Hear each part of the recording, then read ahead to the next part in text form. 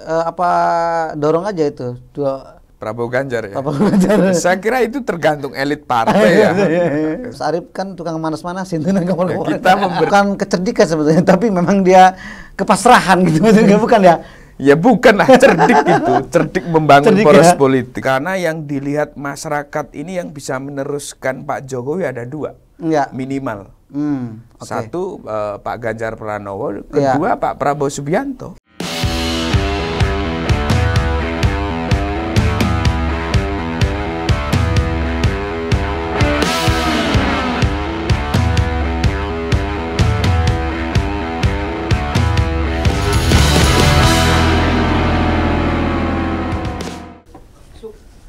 Selamat sore penggemar Sapsus A1. Ini jumpa lagi bersama saya, Sapsus amatir kali ya. Tapi mau nanti mudah-mudahan jadi Sapsus beneran ya. Amin.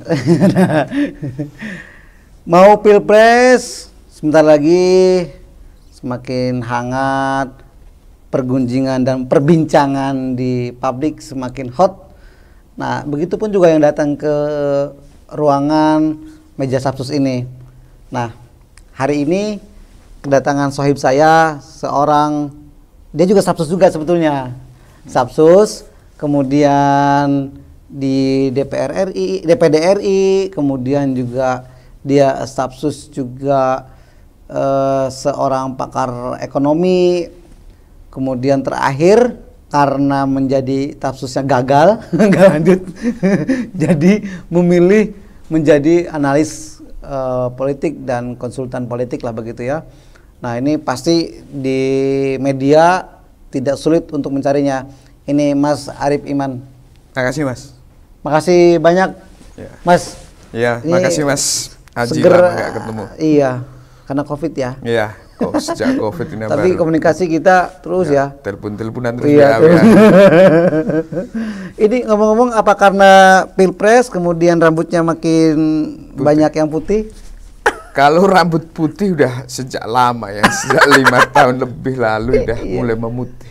Iya. Bukan karena Pilpres. Pilpres hanya mengeskalasi Iya. rambut putih. Tapi kan juga rambut putih itu juga petunjuk bahwa kita makin dewasa katanya begitu Ya, kan. semakin tua semakin Mas, Ya. ini lagi hot nih. Terakhir Ya. aku baca statementmu Heeh. di Detikam tuh luar biasa sekali outputnya. Ya. Orang Prabowo WA aku, ngeblasting. Karena Prabowo jadi leading. Iya. Iya. Iya. Itu Ya. apa temuan risetnya, surveinya Mas Iman? Jadi ada beberapa hal yang menarik dari survei yang kemarin saya rilis, terutama simulasi pasangan capres Calon. dan cawapres. Kalau kemudian kita mencoba beberapa simulasi pasangan Prabowo dan Ganjar kalau berduet, ini hampir tidak terkalahkan karena Powerful lebih ya? 60%. Iya. Tak ada tandingannya. Ya susah lah kalau udah di atas 60% itu boleh jadi ya udah kuat, bukan berarti tidak ada peluang untuk dikalahkan. Cuma secara politik dia udah settle lah. Iya. Psikologi politiknya udah aman. Iya. Gitu ya. Jadi apa dorong aja itu. Kan Pak Prabowo Ganjar ya. Prabowo Ganjar. Saya kira itu tergantung elit partai ya. Selaku pemilik tiket untuk maju dalam Pilpres, dan kedua juga publik masyarakat Indonesia yang memilih vote suara dukungan. Betul. Dan Mas Arief kan tukang manas-manasin tuh Kita memberi. Jadi kan supaya bisa kawin kan memang harus ada pembisik-pembisiknya kan. Nah, ya harus ada perantara-perantaranya kan supaya kita kawin. mencoba mensimulasikan, menangkap aspirasi publik lah. Kemudian kita potret dan itu menjadi harapan paling besar masyarakat Indonesia ketika coba kita duetkan itu. Iya. Mas, tapi ngopi dulu Mas. Iya. Mas. Mas, ini kalau aku lihat dari ini aku tak sebutkan tadi, belum ketinggalan. Mas Arief ini, beliau ini juga dulu manajer manajer kampanye ya, manajer project manajernya Polmark. Jadi memang sudah terbiasa untuk riset-riset dan survei politik dan pendampingan politik. Jadi Bapak Ibu yang berkehendak untuk mau nyalon ya maju di legislatif eksekutif boleh kontak Mas Arif atau lewat saya dan nggak apa-apa ya Mas. Iya. Ini mah di marketingin gitu. Oh gitu. Terima kasih lah. Jadi begini Mas, dari simpulan ini peta yang disimulasi yang dilakukan oleh Indo Strategi itu memang mereka yang memang selama ini juga selalu muncul namanya kan? Iya. Saya kira yang muncul tokoh-tokoh yang selama ini sudah muncul. Iya. Kalau kita lihat tokoh capres potensial juga masih relatif sama. Ada Pak Prabowo Subianto, Mas Ganjar, Mas Anies, itu tiga nama yang selama ini muncul. Cuma trennya kan naik turunnya aja, dan simulasi siapa capresnya, siapa partai pengusungnya. Iya. Itu saya kira kalau bicara tokoh yang muncul. Dan itu kan seperti menegasikan bahwa tiga orang ini yang ya saya sebut sebagai top main gitu ya, itu juga terpengaruh oleh juga wakilnya kan? Kalau lihat tadi simulasi betul. Yang Mas Arif rilis. Nah, tetapi ada kecenderungan tetap mungkin kalau saya melihatnya bahwa paduan ini juga mungkin sulit untuk diwujudkan, Mas. Atau bagaimana kira-kira? Karena kan faksi politiknya yang begitu juga agak jauh tuh kalau mengawinkan Ganjar sama, atau Mas Arif melihatnya gimana? Di politik semua mungkin ya, tidak ada yang tidak mungkin. Cuma memang melihat realitas politik hari ini, nampaknya masih ada hambatan untuk itu terjadi perkawinan politik berduet. Tetapi kalau kemudian ini lancar dalam berkomunikasi politik, terus kingmaker pada sepakat, saya kira juga tidak mustahil pasangan ini juga bisa berduet dan maju dalam Pilpres 2024. Tetapi memang kalau Mas Aji tadi sampaikan bahwa untuk hari ini memang masih perlu kerja keras, terutama konsolidasi di level elit ini biar sepakat. Ini kalau pemilih seperti ini, cuma kan di elit belum terjadi kesepakatan. Iya. Umumnya Mas, kalau yang lampau-lampau itu mereka elit ini juga kan tetap berdasarkan atau berbasis juga survei tentunya kan. Artinya mereka juga ketika mau melangkah nggak mau kalah. Ya kan. Nah, tapi juga ada beberapa menurut saya ketua umum partai politik juga yang mereka memilih untuk fight gitu. Ya kan. Nah, itu bagaimana untuk menjawab rasionalitas seperti itu? Saya kira partai politik punya mekanisme dalam pencalonan baik kepala daerah maupun presiden. Salah satu variabelnya tentu adalah elektabilitas yang dipotret dari hasil survei. Meski demikian, survei juga bukan salah satu faktor apakah si kandidat tersebut akan diusung atau tidak. Misalnya seperti yang disampaikan para petinggi PDIP, Sekjen PDIP Pak Hasto Kristanto, bahwa PDIP tidak semata-mata melihat elektabilitas sebagai variabel untuk mengusung calon presiden. Dia buktikan juga ketika Ganjar maju di Jawa Tengah. Elektabilitas Mas Ganjar juga tidak tinggi, tetapi diusung oleh PDIP dan menang.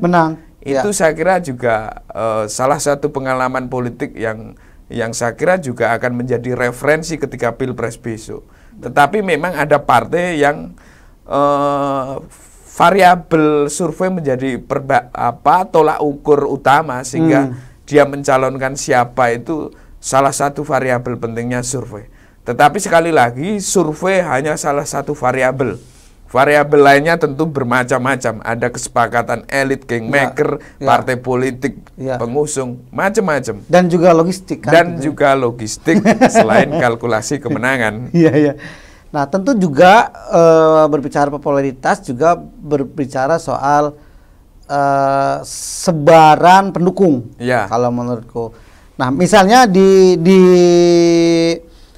survei kemarin yang Mas Arief rilis itu kan terlihat bahwa sebaran pendukungnya Pak Prabowo ada irisannya dengan pendukungnya Pak Jokowi, misalkan gitu, Pak Jokowi. Nah, padahal Pak Prabowo ini juga dulu berlawanan, ya kan? Artinya kalau misalnya ada yang klaim analis atau misalnya pengamat bahwa pendukungnya Pak Jokowi itu juga ke Mas Ganjar, itu tidak juga Mas ya, kalau lihat dari sini. Saya kira ada yang ke Pak Ganjar, ada Pak Prabowo. Karena yang dilihat masyarakat ini yang bisa meneruskan Pak Jokowi ada dua, minimal. Satu Pak Ganjar Pranowo, kedua Pak Prabowo Subianto.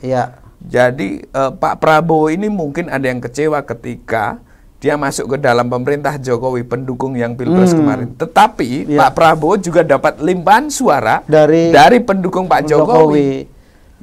Nah, itu tetapi tidak semuanya, tentu ada yang ke Ganjar dan kandidat lainnya. Yes. Nah, dengan asumsi tadi itu kan kita merujuk ke sini lagi ya, supaya bahwa kepuasan masyarakat terhadap Pak Jokowi itu hampir di atas 60%. Artinya legasi beliau di masyarakat itu masih bagus. Bagus. Nah, artinya bisa jadi Pak Jokowi ini adalah sebenarnya kingmaker itu sendiri tadi yang salah satu kingmaker dalam Pilpres tentu saja Pak Jokowi. Karena bagaimanapun Pak Jokowi masih menjabat sebagai presiden. Dia memiliki otoritas, kewenangan, kebijakan. Kedua, Pak Jokowi ini memiliki pendukung dan relawan yang menunggu atau mengikuti perintah Pak Jokowi. Kita tahu relawan Jokowi juga menggelar musyawarah rakyat. Musra ya, di berbagai daerah. Nah, itu tapi sebentar, musra itu kok jadi saya agak bingung juga tuh. Nggak tahu tuh mekanisme seperti apa. Tapi kemarin minggu itu bukan minggu, bulan lalu kalau nggak salah waktu di Bandung, Juli apa Agustus gitu, Pak Ganjar. Tapi di Bali kemarin Pak Prabowo. ini apa mekanisme apa sih Mas yang di musra itu Mas? Saya tidak mengamati secara detail ya. Mungkin musra itu per regional ya, per wilayah, sehingga misal Jawa Barat itu pemilik suara dalam musra itu cenderung ke Pak Ganjar. Atau di Bali pemilih dari Bali, regional Bali mendukung Prabowo. Itu mungkin saya tidak tahu mekanisme detailnya seperti apa. Tapi kan itu seperti tidak ada integrasi relawan ya jadinya, atau bagaimana? Ini saya kira cara mengintegrasikan relawan. Mereka melihat aspirasi para relawan Jokowi, kira-kira siapa yang paling mendapat dukungan dari para relawan. Itu mungkin saya tidak tahu persis, tetapi kalau lihat mekanisme ini kan semacam penjaringan sosok yang bisa menggantikan Jokowi. Ini kayaknya keputusan Pak Jokowi, langkah Pak Jokowi itu juga ditunggu-tunggu oleh para elit ya Mas ya. Betul. Terus ketua partai ya Mas ya. Betul. Di beberapa kesempatan ketika misalnya Pak Jokowi mengendorse salah satu tokoh, maka itu ya kan itu yang ramai gitu maksudnya. Nah, terakhir kemarin 2 hari itu saya berturut-turut saya lihat Pak Jokowi waktu pameran Defense di J-Expo, statement clear. Saya sejak awal mendukung Pak Prabowo. Esoknya juga waktu acara Perindo juga udah meskipun itu satir menurut saya, tapi kan itu semacam energi menurut saya ya Mas. Nah, berarti sama dengan rilis Mas Arief nih bahwa Prabowo berpeluang besar untuk menang. Kalau bicara peluang tentu Pak Prabowo memiliki peluang melihat banyak fenomena atau modal politik hari ini. Dia satu-satunya tokoh yang sudah pasti bisa maju dalam Pilpres. Karena PKB dan Gerindra sudah cukup tiketnya. Nah, kedua, meskipun belum tok palu lah ya mereka. Tetapi minimal mereka sudah ada ikat kontrak lah. Iya ya, ada tunangan lah ya. Iya. Tapi kalau tunangan tuh kan bisa, bisa lebih berulang buat ini bisa nggak kira-kira? Iya, di politik semua mungkin ya, iya, Mas. Iya. Tetapi dari tokoh lain, Prabowo hari ini paling maju. Paling maju. Karena udah jelas fix MOU dengan PKB. Iya. Bahkan isunya akan ada 2 partai lain lagi di parlemen yang akan bergabung. Iya. Kalau bicara peluang, kalau memang Pak Jokowi mengendorse Jokowi, tentu ini menambah energi politik baru bagi Prabowo untuk memenangkan Pilpres 2024. Betul. Kalau menurut Mas Arief itu apa? Ada berapa peta nih nanti yang main di 2024 ini, kan ada poros-porosnya gitu. Ya, kalau yang terlihat mungkin 3 poros. 3 poros ya. 3 poros politik. Kita tahu sudah, publik tahu bahwa ada poros Surya Paloh Nasdem itu mengusung Anies. KIP juga masih cair antara Airlangga Hartarto atau wacana Ganjar Pranowo, dan yang fix udah PKB Gerindra, Prabowo dengan siapa, dan PDIP juga ini akan menjadi kartu ya. PKB, PDIP apakah akan mengusung pasangan sendiri atau kemudian bergabung dengan poros-poros politik yang sudah ada. Iya. Mas, kan Mas Arief ini juga pengalaman mendampingi beberapa orang, kemudian juga ikut terlibat juga beberapa pilpres. Itu umumnya mereka apa ya, semacam untuk memutuskan si calon pendampingan menjadi calon presiden atau wapres atau pendamping, itu variabel apa? Kalau yang paling banyak kita lihat misal yang 2 pilpres terakhir, Pak Jokowi menggandeng Yusuf Kala di 2014. Itu variabel paling utama, itu variabel mendongkrak elektabilitas. Artinya variabel memperbesar peluang kemenangan. Yang Pilpres 2019 saya kira sama. Kenapa Pak Jokowi menggandeng Ma'ruf Amin? Juga variabel memperbesar kemenangan. Ini saya kira yang menjadi salah satu variabel penting dalam menggandeng cawapres. Kalau variabel wilayah gimana, Mas? Misalnya Indonesia Barat, Tengah dan Timur. Pertanyaannya apakah variabel wilayah itu berdampak terhadap elektoral? Kuncinya elektoral. Ntar ada dikotomi sipil militer, Jawa luar Jawa. Tetapi pertanyaannya, apakah itu dampaknya ke elektoral? Nah, kalau kemudian mengusung misalnya ada isu Jawa non Jawa, mengusung luar Jawa tapi tidak berdampak terhadap elektoral, kan tidak sesuai tujuan variabel utama ini. Iya. Ini mungkin kalau pendukungnya Pak Jokowi masuk ke pendukungnya Anies, mungkin ada gap psikologis ya, Mas ya. Orang nyebutnya, oh ini akan ada gap psikologis misalnya. Atau mungkin kalau misalnya beliau menarik calon wapres misalnya, menarik pendampingnya dari orang-orangnya Pak Jokowi, jangan-jangan juga Mas Ganjar nanti yang akan jadi calonnya Mas Anies. Ya, di politik semua mungkin. Tetapi kalau lihat modal politik hari ini, saya kira kalau Mas Ganjar mendampingi Anies itu terlalu berat. Karena secara dukungan elit dan elektabilitas tinggian Mas Ganjar ya. Cuma ya tidak semua di politik masih memungkinkan. Soalnya kan Nasdem sama poros Nasdem, Demokrat sama PKS kan juga ini masih tersendat. Tarik ulur antara AHY atau AHR. Nah, mereka juga masih rentan menurutku untuk rentan pisah di jalan. Ketika misalnya Anies kemudian mengambil AHR atau AHY, salah satu bisa tidak merasa terakomodasi sehingga dia bisa pindah gerbong. Betul. Itu ada 3 kelompok sih ya. Kalau dengan Gerindra PKB mungkin dia dua kelompok lagi, tidak terlalu bias ya. Iya. Dia udah clear juga. Kalaupun misalnya capresnya beda ya, PKB mungkin nggak PKB mendorong capres yang lain, cawapres yang lain.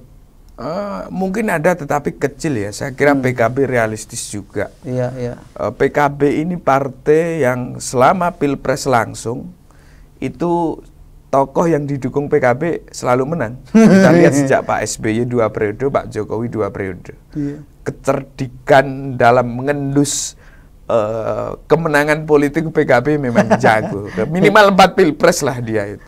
Iya, iya. Jadi Atau bukan kecerdikan sebetulnya, tapi memang dia kepasrahan gitu, bukan ya? Ya bukanlah, cerdik gitu, cerdik membangun poros politik. Misalnya ketika Pak Prabowo Subianto maju, misalnya kok capresnya bukan Caimin, tentu Caimin memiliki bargaining yang tinggi dalam penyusunan kabinet. Misal PKB dapat jatah Menteri 5, itu kan juga poin politik penting. Betul. Yes. Nih Mas, terus apa ya? Saya sih melihatnya ini Mas. Bagaimana dengan ini Mas, nasib Mas Sandi Mas? Sandiaga Uno, saya kira kalau pernyataan kemarin akan mendukung Ketua Umum Gerindra Pak Prabowo Subianto, karena dia kader partai kan. Iya.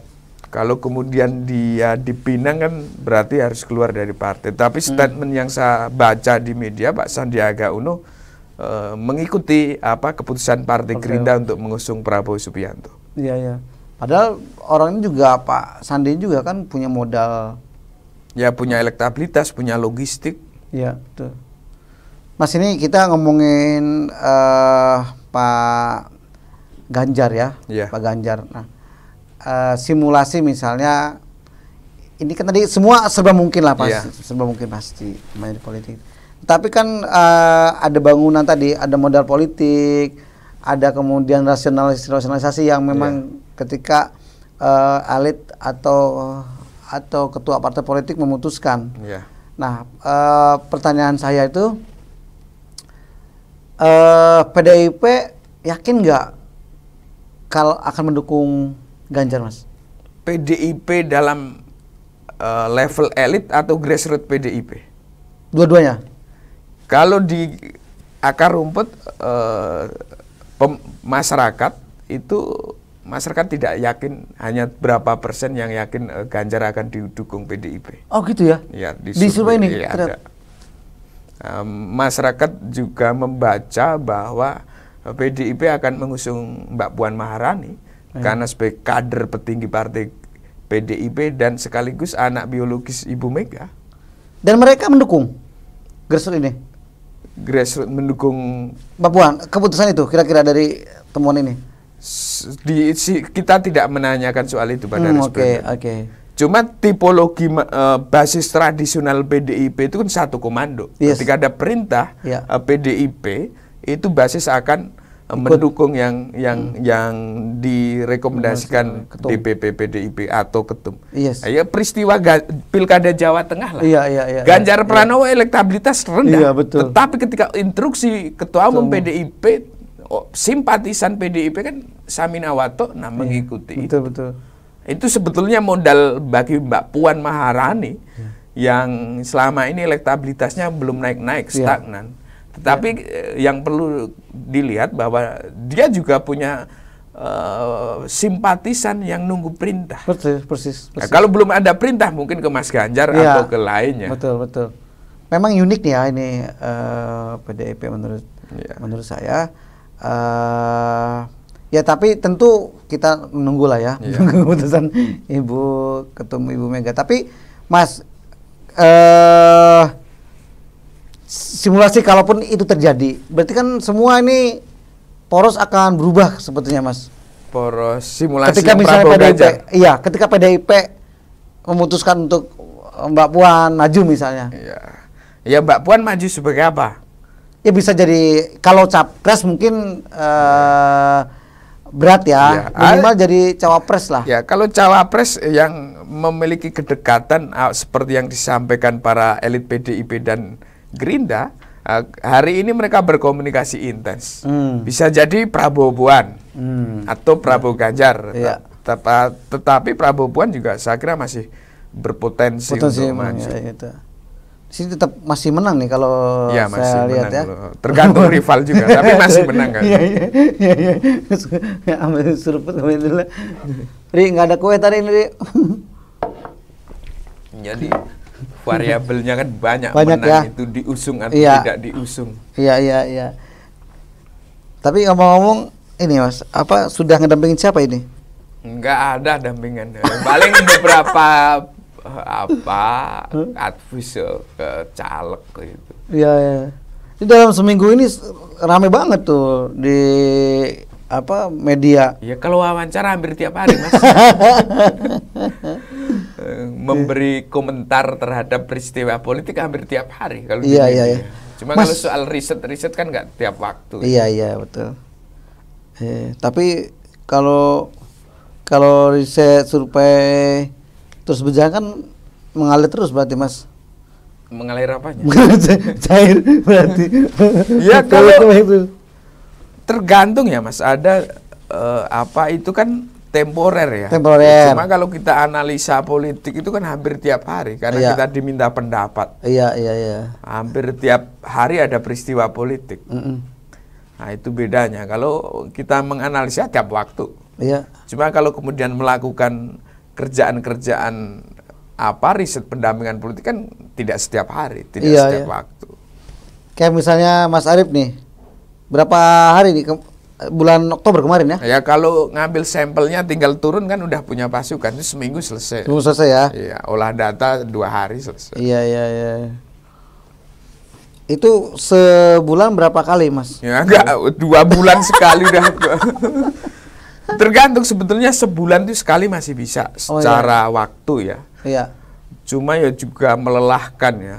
Ya ideal 2 bulan itu. 2 bulan sekali lah ya. Paling banter sebulan sekali saja. Iya.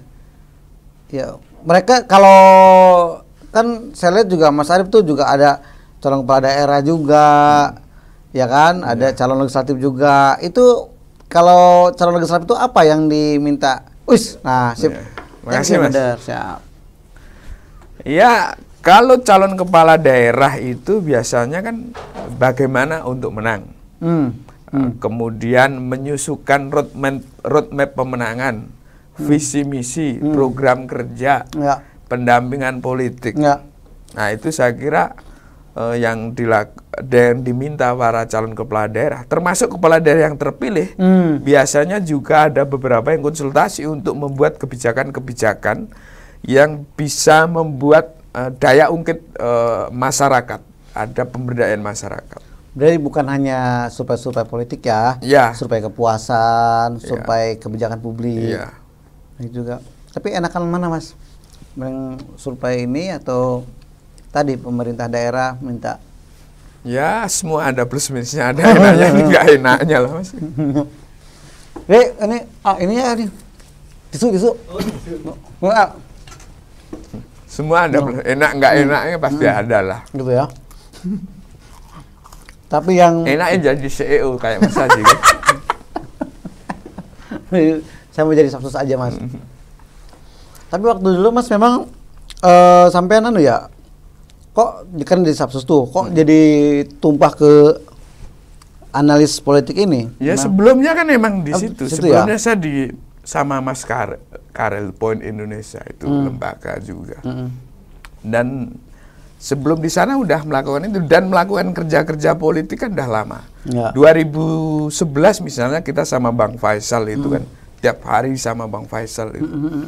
Terus di Point Indonesia lembaga konsultan politik juga. Jadi sebelum jadi staf khusus sudah melakukan itu. Jadi kerja politik dulu ya? Iya. Baru masuk staf sus. Nah, kan jadi kerja politik kita diambil staf khusus kan, sering nulis analisis. Iya. Setelah sus gagal, tidak lanjut balik lagi. Gagal. Ya terhenti bukan terhenti, memilih untuk berhenti. Iya. Tapi kalau kerja Sapsus kan mungkin lebih ringan ya Mas ya? Secara waktu tidak begitu waktu kita relatif longgar ya. Cuma secara pikiran kita terkuras betul. Yes, betul. Kita harus membuatin paper nyiapin. Persiapan rapat dengan presiden, betul. Lembaga tinggi negara, membuat isu-isu yang harus direspon di publik. Iya. Nah, itu memang kalau secara waktu relatif santai, tidak punya kewajiban kantor tiap hari, tetapi secara pikiran itu berat. Iya. Mikir terus. Iya. Kita harus membahas dari isu harga cabai sampai isu global. Harus tahu itu Mas ya. Iya. Masyarakat ekonomi Asia sampai ngurus cabai kok mahal seperti apa? Iya. Ini kan urusan publik. Betul.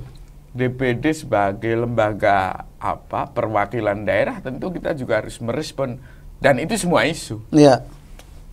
Belum lagi kalau ada masyarakat yang protesnya Mas ya. Iya. Protes. Itu kan ketua DPD kan lembaga negara juga, yang lembaga tinggi negara. Dan tiap 2 minggu itu dulu ada rapat lembaga tinggi negara. Presiden, MPR, DPR, DPD, MK, MA. Nah, itu kan kita yang nyiapin. Iya. Otak kan diperas betul. Isu apa? Ekonomi, isu politik, isu hukum, isu perdagangan. Betul. Meskipun kita juga staf susnya ada banyak. Iya, iyalah. Ada 7, iya, betul. 5 atau 7. Iya. Cuma kan isu harian pasti ada. Terus mingguan. Iya, belum ngisi kuliah umum. Betul. Bahan materi untuk diskusi macam-macam lah. Kira-kira begitulah. Emang morser secara pikiran. Terporser. Juga sih. Tapi juga itu tidak semua mampu dilewati kan. Ada orang juga yang tadi menyerahkan karena capek tadi kan. Iya. Ya, secara pikiran capek. Cuma kalau secara waktu kita santai. Enggak tiap hari masuk ya. Pernah nggak misalnya ada momen saat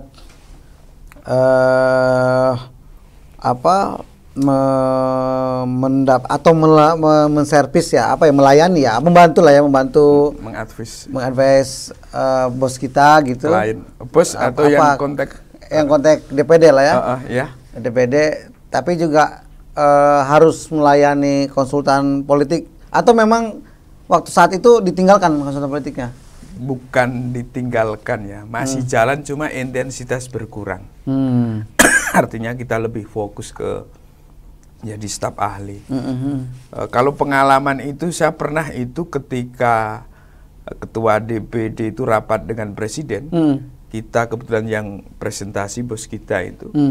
Kita nyiapin dan kita nunggu di belakang istana di hotel itu standby untuk tektok dengan anjutan bagaimana presentasi apa yang dibahas. Iya. Nah, itu pernah itu. Gitu ya. Tapi kan itu dengan intensitas dan kedisiplinan. Ya, itu staf khusus kan bertiga kita standby itu rapat di istana kita nunggu. Dan kita buat betul, memang tugas kita kan mikir ya. Materi rapat, kalau dulu itu rapat lembaga tinggi negara itu kalau tidak salah 2 minggu sekali. 2 minggu sekali ya. Itu kan staf khusus yang menyiapkan materi-materi. Iya. Sekarang masih kayaknya Mas ya. Kalau saya kira masih karena itu agenda rutin. Tiap 2 minggu itu para lembaga tinggi negara ini menggelar pertemuan rutin, membahas persoalan-persoalan publik yang update, aktual lah. Iya. Mas, balik lagi ke soal politik nih. Indo Strategi ini berarti udah sebelum masuk DPD apa sudah masuk DPD? Sebetulnya dulu saya diajak itu punya teman ya. Sekarang di luar negeri, jadi kita nerusin. Jadi ini cikal bakalnya kawannya Mas Arif? Iya, juga udah publish terus dulu, terus kawan ini ke luar negeri ya kita nerusin. Iya. Tapi makin hit nih ya belakangan ini. Amin. Karena lagi rame. Ya. Yang penting kita mencoba memberikan analisa-analisa politik sejernih mungkin lah. Iya. Tapi dari sekian analisa biasanya kan mungkin teman-teman media itu, wartawan itu kan juga karena sering akurat mungkin analisa. Jadi kan dia ingin terus telepon kan gitu kan ya. Nah itu pernah nggak, atau ketika misalnya analisis gitu kemudian salah begitu, dan di teman-teman media itu bagaimana tuh? Ya, saya pernah itu salah satu media besar juga. Dia salah tangkap apa yang saya sampaikan. Ya. Jadi saya bicara bahwa PDIP kalau menang harus berkoalisi dalam Pilpres. Tetapi teman media itu nulis PDIP harus berkoalisi karena tidak bisa mengusung dalam mandiri secara capres. Itu pernah salah kutip lah. Iya itu. Kayak gitu-gitu gimana Mas? Ya terus ditimpali berita lain, saya akan komplain ya. Terus ditimpali berita lain. Maksud saya PDIP harus berkoalisi ini untuk memperbesar probabilitas kemenangan. Kalau secara administrasi PDIP bisa mandiri tanpa berkoalisi pun bisa maju. Cuma secara potensi kemenangan menjadi relatif lebih kecil. Nah, itu kemudian kita timpali berita kedua itu pernah itu terjadi. Kalau jadi ini konsultan politik berapa kali menang Mas? Ya, kalau lembaga kan banyak ya, kita kerja di lembaga. Oh iya, kalau di Indosat Strategis? Beberapa sih, tapi nggak bisa disebut. Tapi banyak menang atau banyak kalah? Kalau secara prosentase banyak menang. Banyak menang ya? Iya. Prosentase. Iya. Kita pernah dulu waktu di Polmark itu, kita dampingi Cagup. Nggak bisa saya sebut. Iya, Cagup aja. Kita kalah, tetapi bisa mengakselerasi elektabilitas itu hampir 400%. 400%? Iya, dari kita datang dengan durasi waktu 3-4 bulan. Udah itu dah aku katakan di atas 30% saya udah anggap menang. Saya dapat 42 atau 43%. Waktu 3-4 bulan itu. Dahsyat sekali ya. Itu kalah, tetapi secara politik saya bisa menang karena waktunya terbatas. Iya dong, kalau diundur 2 bulan kalah juga. Betul. Tapi nggak bisa diomongkan. Iya, nggak usah disebutkan. Tapi nanti yang calon gubernur itu kalau mau maju lagi berarti bisa telepon lagi kan. Nanti ajak saya. Iya. Boleh lewat Mas Haji. Ya. Oke Mas, terakhir mungkin ya. Ini Pilpres serentak ya. Iya.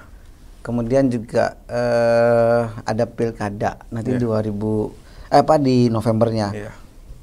Menurut Mas Arif, dari misalnya apakah penentuan Pilpres ini berpengaruh ke para calon kepala daerah? Saya kira sedikit banyak akan berpengaruh. Karena siapa yang terpilih menjadi capres presiden, ini akan menentukan klien, patron klien di Indonesia kan tidak bisa kita nafi. Iya. Kalau kemudian si A yang menang jadi presiden, ini kaki-kaki politik ini kan punya ambisi memanfaatkan patron mereka jadi presiden. Iya. Ini kan berpengaruh. Iya.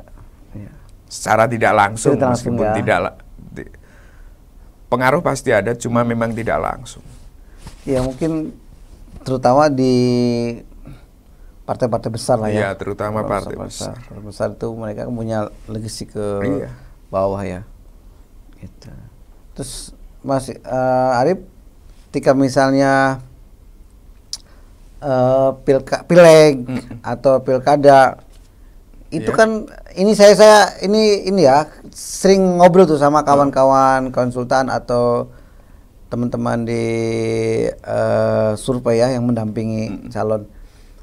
Itu satu konsultan itu kira-kira idealnya berapa orang mereka dapat klien Mas? Ya tergantung SDM, tetapi menurutku 10-20 itu udah maksimal 10 idealnya, 10-15 idealnya. 10 ya. Kalau lebih dari 10 kebayang overload. Iya. Kalaupun mereka tim manpowernya banyak. Nah, kecuali SDM-nya banyak. Cuma memang ya biasanya kan pemikirnya itu cuma 2-3 orang kan. Iya. Lainnya tim teknis lapangan. Betul. Pemikir itu yang nggak banyak kan? Iya. Yang susah. Siap, Mas. Terus udah berapa klien ini yang dinampingi ini? Rahasia dapur lah ini. Siap, rahasia dapur. Baik, teman-teman.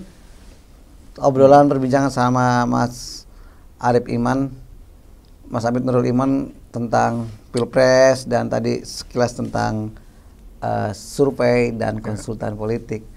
Mudah-mudahan ada manfaatnya. Terima kasih Sama-sama Mas sudah diundang di acara ini. Sukses selalu. Siap.